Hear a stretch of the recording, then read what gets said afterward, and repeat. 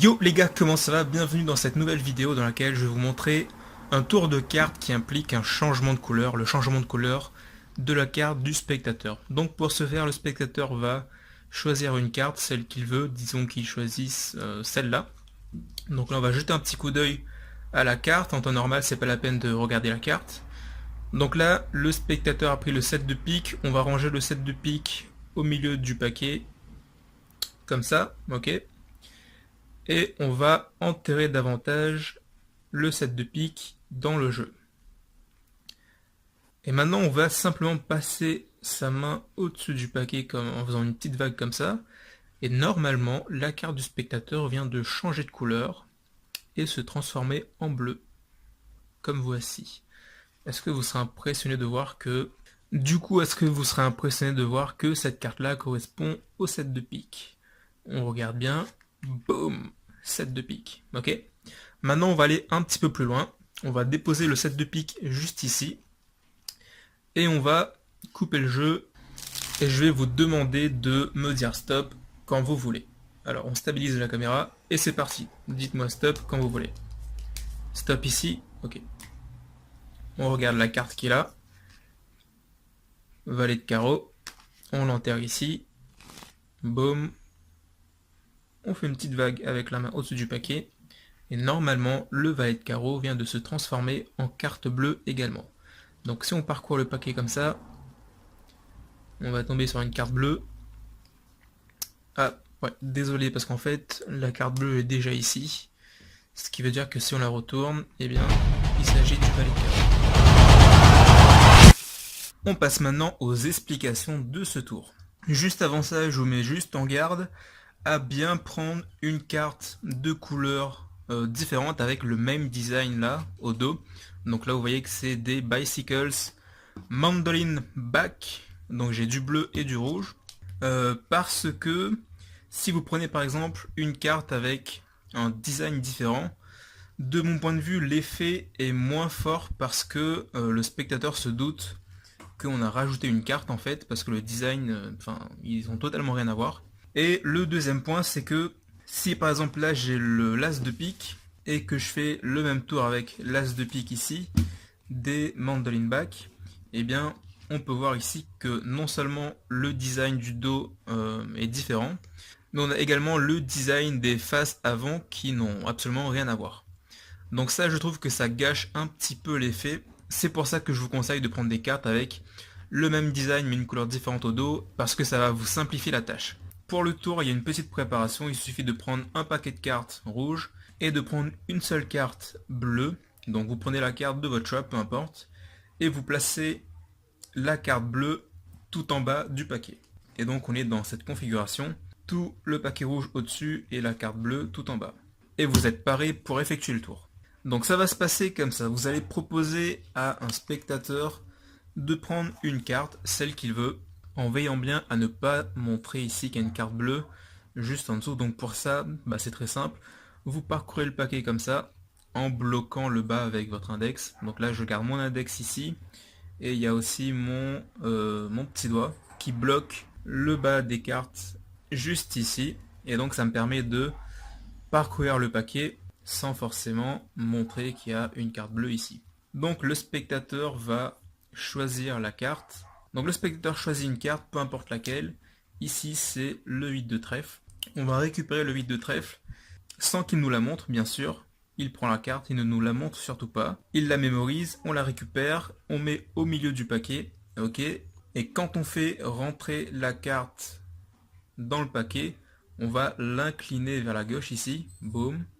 De façon à faire sortir le coin bas droit de la carte vers la droite du paquet, ce qui va nous permettre avec le petit doigt d'appuyer dessus. Donc là je vais venir ici avec mon petit doigt et appuyer dessus, ce qui va me permettre de garder un break quand je vais faire rentrer la carte par la suite. Donc je reprends ce petit mouvement là, on a ici le 8 de trèfle, je le mets au milieu, et quand je fais rentrer la carte, j'appuie sur le côté supérieur gauche, ce qui fait sortir la carte ici en bas à droite. Avec mon petit doigt, je vais venir ici et appuyer dessus. et faire rentrer la carte en m'aidant de mon pouce ici. Donc je reprends ça, je fais rentrer, boum, il y a le côté ici qui dépasse sur lequel je vais appuyer avec mon petit doigt.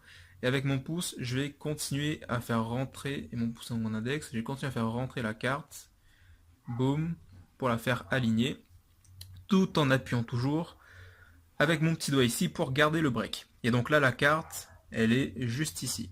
Le 8 de trèfle est juste là. Bon, généralement, il n'y a pas la petite pliure ici. C'est parce que je le fais au ralenti et mes mains sont un peu moites parce qu'il fait chaud. Et donc la carte est un peu plus malléable. Donc là, je suis dans cette situation, j'ai le break ici, avec le 8 de trèfle juste là. Et là, je vais simplement faire un contrôle de carte. Je vais faire remonter le paquet inférieur ici au sommet du paquet. Et donc pour ce faire, je vais faire un transfert, je vais transférer la cassure ici, le break de mon petit doigt sur mon pouce ici. Donc je vais simplement prendre le paquet avec la main droite en gardant l'espace ici que je vais bloquer avec le pouce. Et je vais simplement prendre une première partie du paquet inférieur avec la carte bleue ici, que je mette au-dessus du paquet. Et je vais faire ça une autre fois en prenant ici le reste du paquet qui sépare juste avant la cassure. Donc je prends ça et je remets par-dessus en justifiant auprès du spectateur que j'enterre davantage sa carte au milieu du paquet. Et donc là, automatiquement, on a la carte bleue qui se retrouve à peu près vers le milieu du paquet, d'accord?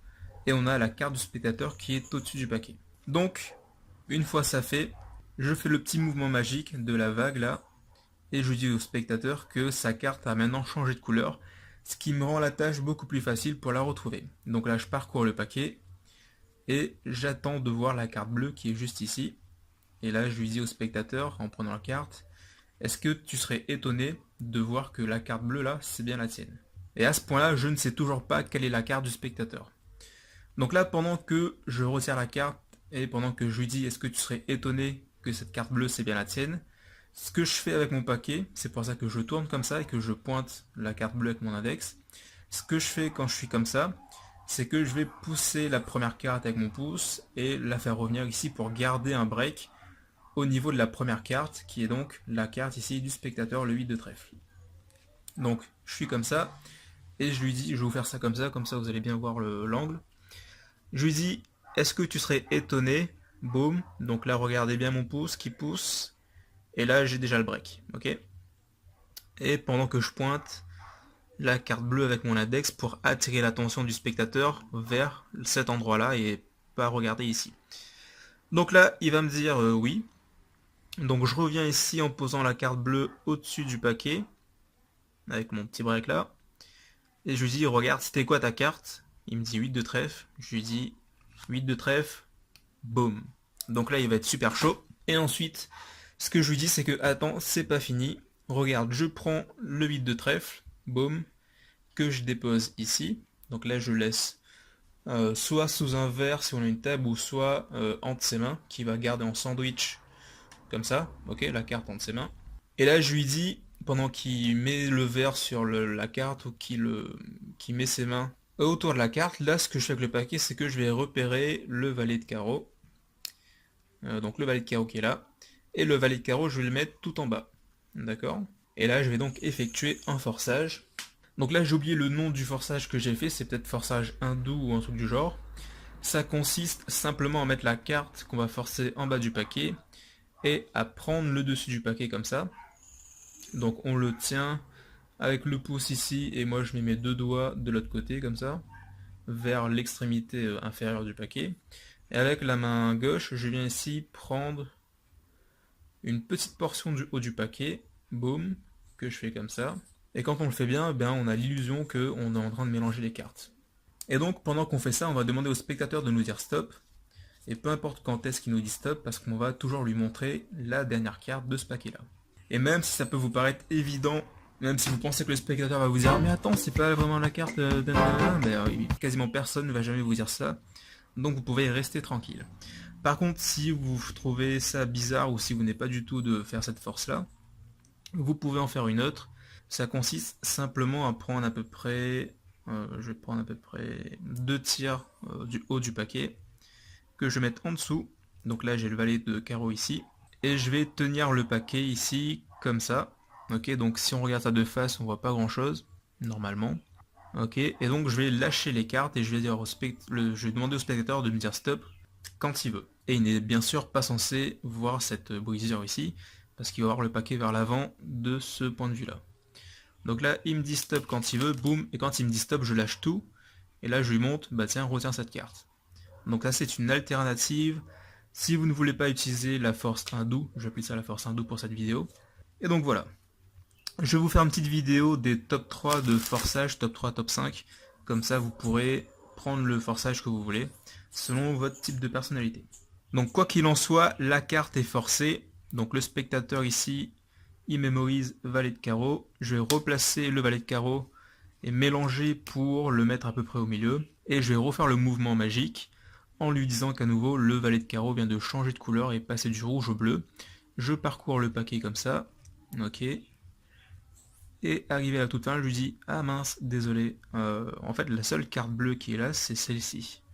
Donc si tu la retournes, normalement, on devrait avoir le valet de carreau à la place du 8 de trèfle. Et là, boum. Donc voilà pour cette vidéo, entraînez-vous bien à faire le forçage, ne faites surtout pas comme mon chat ici, qui passe ses journées à dormir et à se vautrer dans le canapé. Dans le fauteuil en tout cas. Donc entraînez-vous bien à faire ça et on se retrouve dans une prochaine vidéo. Et d'ici là, exigez le meilleur, hein, faut pas oublier ça. Hein. Miaou.